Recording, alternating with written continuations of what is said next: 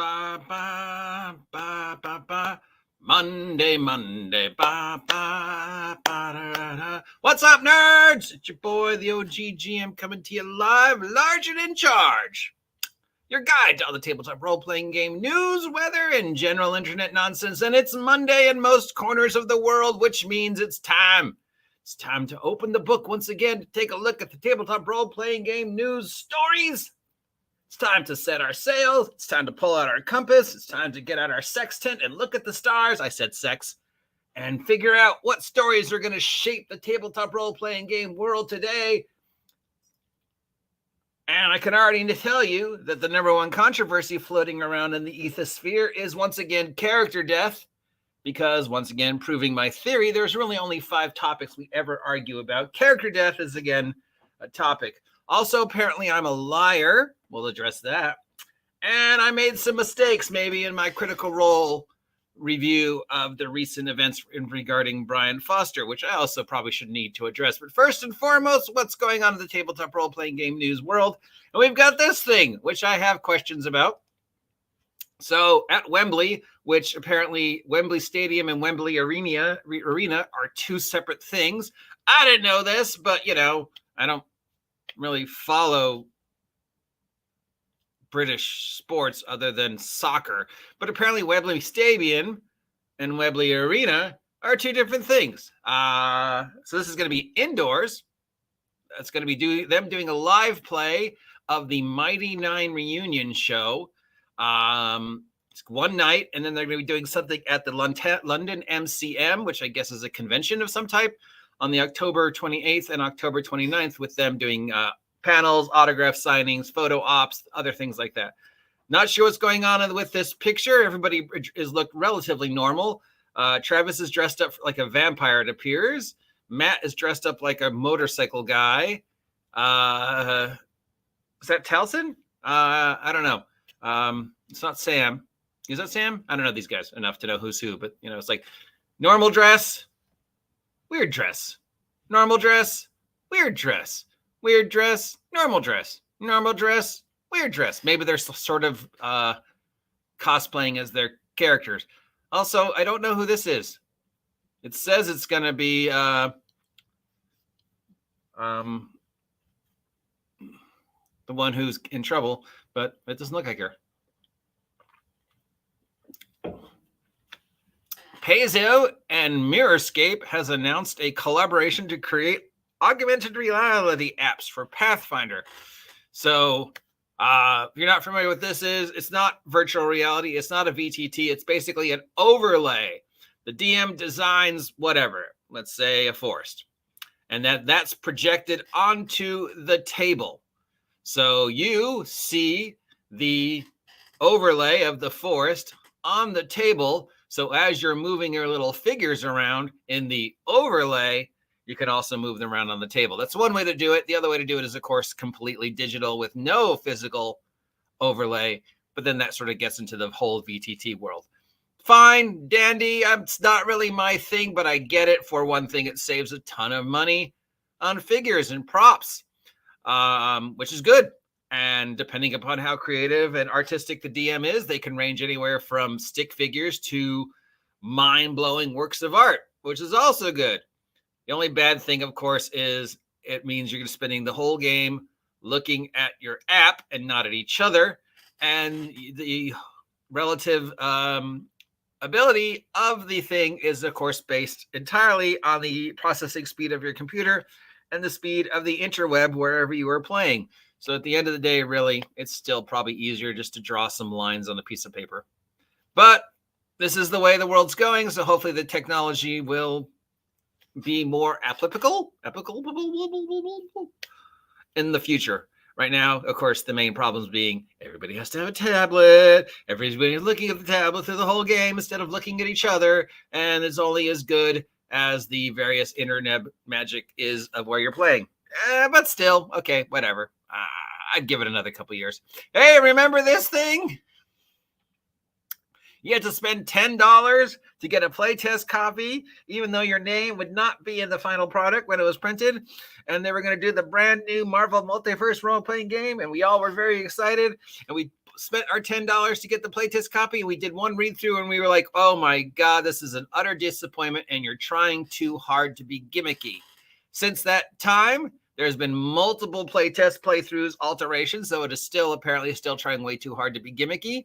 I did the first round of playtest and then I was like, yeah, no.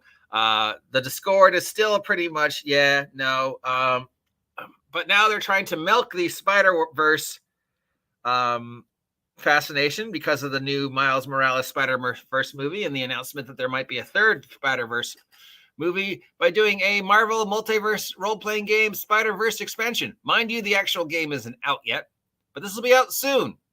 And it features one version of Parker, I don't know which one, Miles, Gwen, I don't know who that is, Jessica Drew, Spider-Woman, Prowler Spider-Man, Future Spider-Man, Punk Rock Spider-Man, Spider-Ham, even though I think it's Spider-Cat in the movie, not Spider-Ham.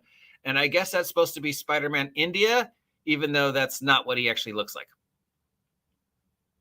But okay. The tabletop role-playing game ENnie's nominees are up. We've already gone through these. Oh, my God. This is one of the most disappointing I've seen in a long time. The ENnies literally lost kind of all respectability around 2019, 2020. I don't know what changed. You know, it used to be I agreed with pretty much everything. But the last couple of years has been like, no, why? Why is that? You know, and then when they nominated Alice is Missing, and Alice is Missing won for tabletop role-playing game in the world, you know, and people are like, okay, yeah, I guess it's a different style of game, but it's not one. It's not a role-playing game. It's a card game. It's basically reskinned werewolf. And two, it's not a role-playing game. It's a card game. It's basically reskinned werewolf. And three, this game is not selling at all. Why would you nominate this for tabletop role-playing game of the year? Card game of the year? Sure. Well, this year we've gone through the nominees, and they're pretty much very disappointing. The most disappointing, of course, is that Journeys to the Radiant Citadel is being nominated. This is the first time a Wizards of the Coast product has been nominated for an ENnie in almost 10 years. And of all the Wizards of the Coast products that have come out in the last 2 years, they pick the literally worst one. So, yeah, whatever respect I had for the ENnie's gone. But if you want to vote, you still can. Modiphius is releasing some new stuff for the Star Trek role-playing games, specifically stuff set in the universe of Lower Decks. And they're doing a solo role-playing expansion. So now you can have your very own adventures in the world of Star Trek by yourself. You and Benjamin Sisko hanging out, doing adventures, and I don't know. Sounds fun, I guess. Speaking of IPs, hey, remember most anticipated role-playing game of the year, 2022, Blade Runner, the role-playing game? Yeah, neither do I. Because after all the hubbub and excitement about it, and for those of us who backed it, it kind of went nowhere. Though I do hear it's a great system and it's a fun game to play. Well, Free League has announced 2 new expansions coming out for Blade Runner, the role-playing game, both involving replicants. Maybe they'll get into the whole, Blade Runner universe and Alien universe is the same universe, and Blade Runner universe and Alien universe and Predator universe is the same universe. I mean, Alien and Blade Runner are both owned by the same company, and there always has been that. Oh wait, are they? Is Tyrell Corporation the corporation that made the android that was on the Nostromo? So who knows? Yep. So expansions for Blade Runner. And Defiant, the role-playing game, has been announced. I know that name sounds familiar because there was at least 2 other games using Defiant as the name, but you can't copyright a name. So you could use the name Defiant right now if you wanted to, and you probably wouldn't get in too much trouble. Anyways, this is a urban fantasy type adventure game similar to Vampire the Masquerade. So if you're looking for another take on the very, tried and true Monster of the Week, Dresden Files, Vampire the Masquerade storyline from Magpie Games, this is available. It's 600 pages for $60 of urban fantasy stuff. And that's it for today. Okay.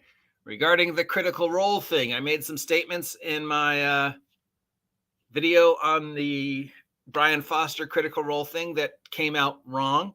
So I apologize if I offended anybody about that. And that's about it. Yeah, no, maybe. No, yeah, nothing here really looks like interesting to me. But that's it. So what are we going to chart our course for this week? Well, obviously, our two top stories that we're going to chart our course on for the tabletop role-playing game news controversy of the week is 1, death in role-playing, because it's a thing again, and 2, I'm a liar.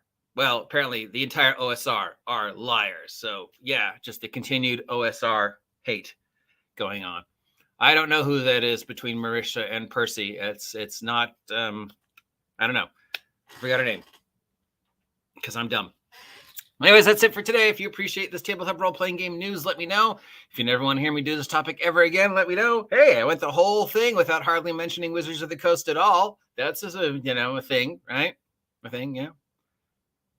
Not really, but okay.